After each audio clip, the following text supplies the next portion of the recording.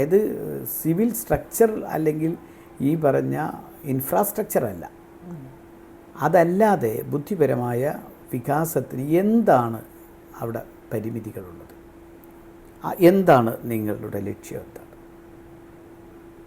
അത് കൊണ്ടുവരാൻ പറഞ്ഞു. അങ്ങനെ എല്ലാ സ്കൂളുകളും കൊണ്ട് ഞാൻ എഴുതിപ്പിച്ചു. അപ്പോൾ മാനവേദൻ സ്കൂള് നല്ലൊരു പ്രോജക്റ്റ് കൊണ്ടുവന്നു. ആ പ്രോജക്റ്റ് വെച്ചുകൊണ്ട് നമ്മളൊരു വലിയ പദ്ധതി ഉണ്ടാക്കി. നിലവിൽ സർക്കാർ സംവിധാനത്തിൽ ഒരു ഹൈസ്കൂളിൽ, ഒരു ഹയർ സെക്കൻഡറി സ്കൂളിൽ എന്തൊക്കെയാണോ പോരായ്മകൾ, അവിടെ നമ്മൾ ഒന്നൊരു ടാലൻറ്റ് സ്കാൻ നടത്തി. 8ാം ക്ലാസ്സിൽ കുട്ടികൾക്ക് മുഴുവൻ ടാലൻറ്റ് സ്കാൻ, അവൻ്റെ അഭിരുചി എന്താണെന്ന് കണ്ടെത്താനുണ്ട്. ആദ്യം വളരെ സിമ്പിൾ ചോദ്യം, നീ മൂളിപ്പാട്ട് പാടാറുണ്ടോ? അവരോട് പാട്ടിനോടുള്ള ഒരു പ്രതിപത്തി. അല്ലെങ്കിൽ പിന്നെ വീട്ടിൽ എന്തെങ്കിലും സ്വിച്ചോ ബൾബോ കേട് വന്നാൽ നീ ബൾബ് മാറ്റിയിട്ടുണ്ടോ? മെക്കാനിക്കൽ അവൻ്റെ ഒരു അഭിരുചി എന്താണ്?